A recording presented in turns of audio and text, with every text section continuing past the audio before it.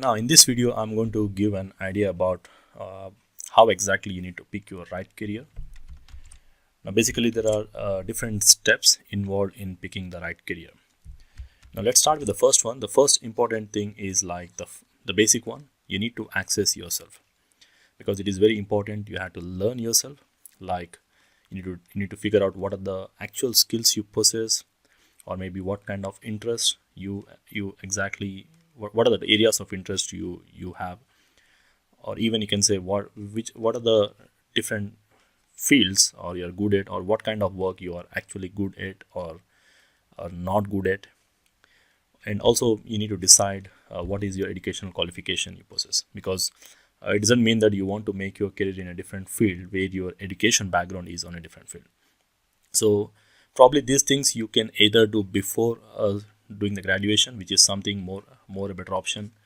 Like before you decide to select a proper stream after in the graduation, probably you can either do it before the graduation or once you select the graduation, or you can do this during the graduation process or even after graduation, but I do recommend before or during the graduation period.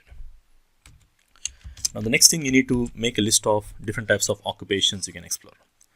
Like let's say if I'm on a 12th standard probably, and I want to decide where exactly you want to go, you need to figure out what are the different possible options. Like let's say you have different fields, or maybe let's say if you are a computer science student and you're already doing some kind of graduation, you have different types of options. Like you can either select, you make your career in a software, or maybe in a specific hardware based companies, or maybe a software based companies. Again, you can either get into a job where you can be a programmer, where you develop the software, or you can be a basic programmer who is responsible for monitoring or maintaining the programs.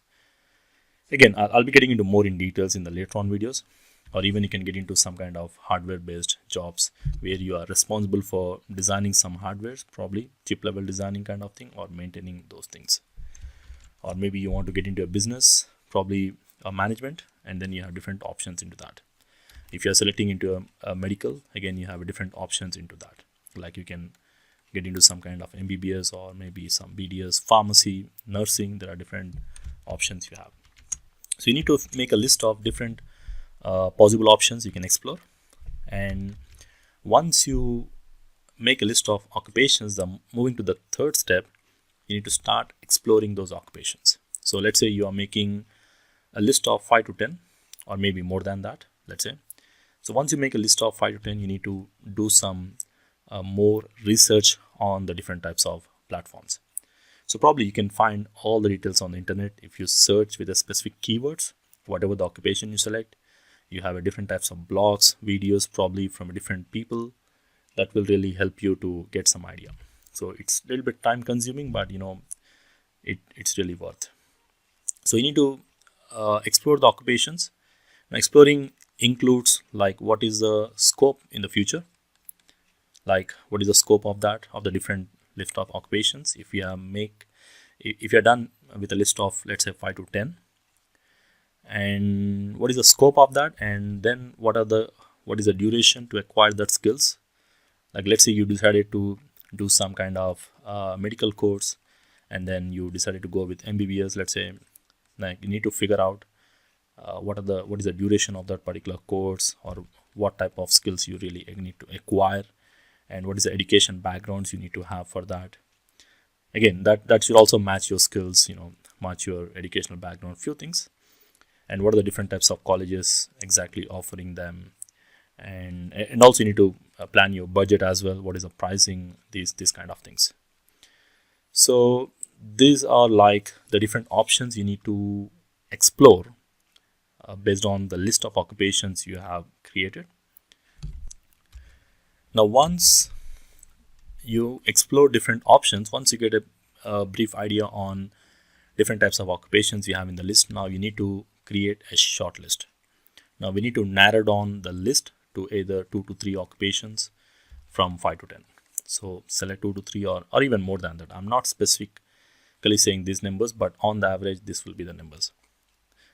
So narrow down to 2 to 3, and in narrowing down or shortlisting, you need to remove or eliminate what are the different career options you really do not want to pursue, like removing, like let's say you want to become a computer science graduate, which means you don't really need to get into medical or any kind of business management things. So make a list of computer science, or even you have got one more option. Let's say after computer science, you also have an option of getting into some kind of business management. So maybe these are the two options you have shortlisted out of all the possible options. So when I take any example, it doesn't mean that you need to stick to that. It's just a kind of example I'm trying to get into, but it totally depends upon individuals, places, different countries, or maybe different regions. So once you make a short list, now next thing you also need to decide what exactly you want to pursue. Like once you decided that I want to go with some option A or option B, now you need to make sure that you are actually good at that as well. Also those things you need to consider. So now you have just few options left. You need to a little bit do more in-depth research on this. So try to get in more in-depth information on this, like and start meeting the people. Like few things, like let's say I decided to become a computer science graduate and I want to become a programmer, or let's say I want to become something, like maybe a system programmer or system designer. Let's say system designer. Probably now I need to start meeting those people who exactly work in these fields and get some experience from them, see how the career is actually built, get some guidance from them.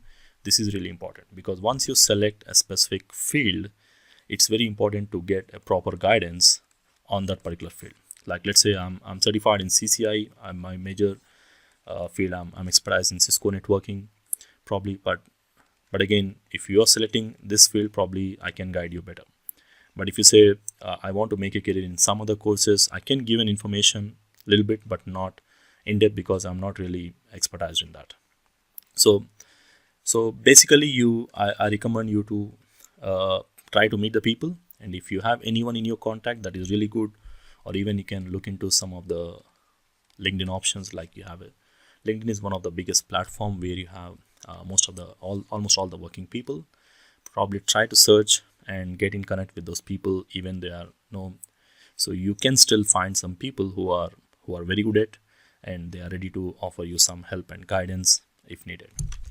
Okay, so it can also be like try to get into touch with your cousins or elder brothers, or you are working. If they have any of your friends, they can guide you again.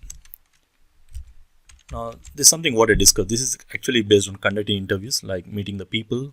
Once you make a short list, you need to start meeting the people or get some guidance by doing some interviews or some kind of discussions. Okay, that's actual point what I was supposed to discuss.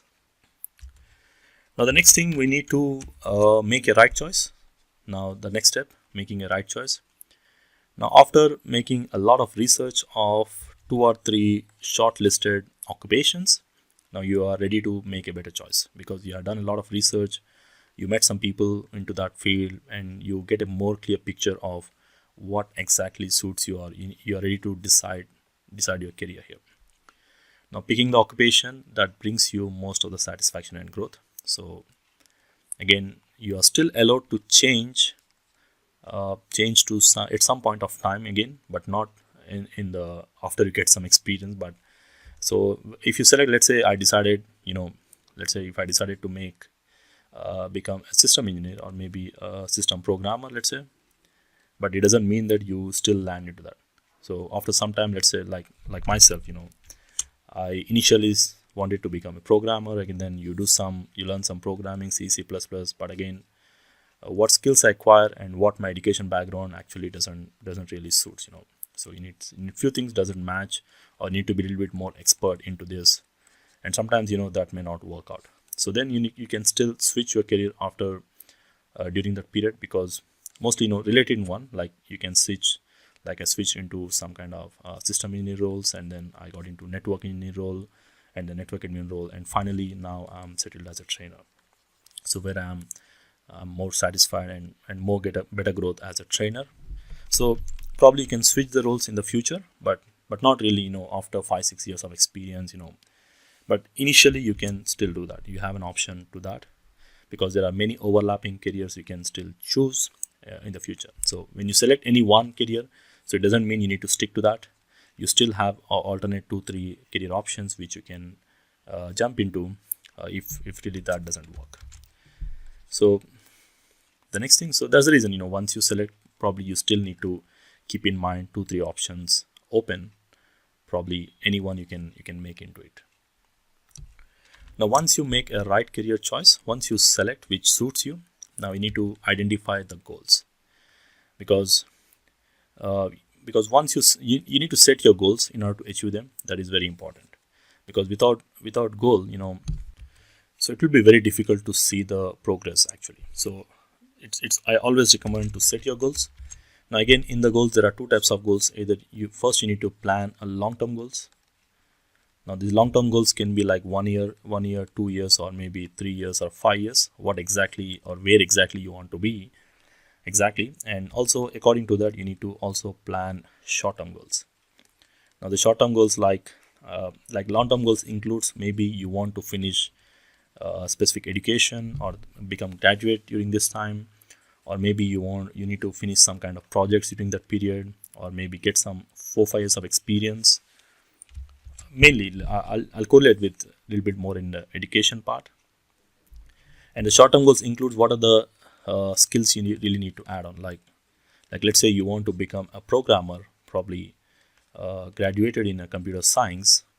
Additionally, you also need to acquire some skills like the basic programming skills, or there are different programming languages, which programming language you need to select, or where exactly you want to expertise.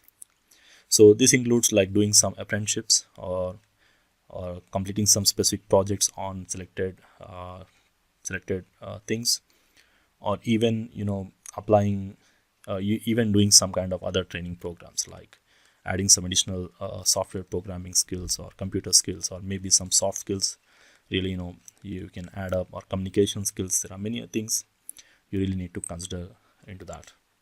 So make sure that you achieve your long-term goals, and in that short-term goals also includes. Like personally, like I do, like let's say if I plan something like 1 year goal, then I actually make into short-term goals with 3 months. Again, in that, again I have like 1 month goal or 1 week goal, like that. So if you want to do something in this 3 months, then what are the things you need to finish in this first week, and then second week, third week, like that. So either you can do it by week, or month by month, or every quarterly. You can still do that.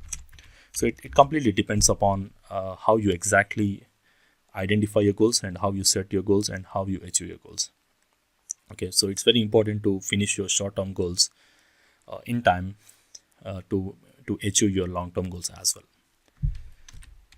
So once you identify your goals, and once you decide the short-term goals and the long-term goals, now finally you need to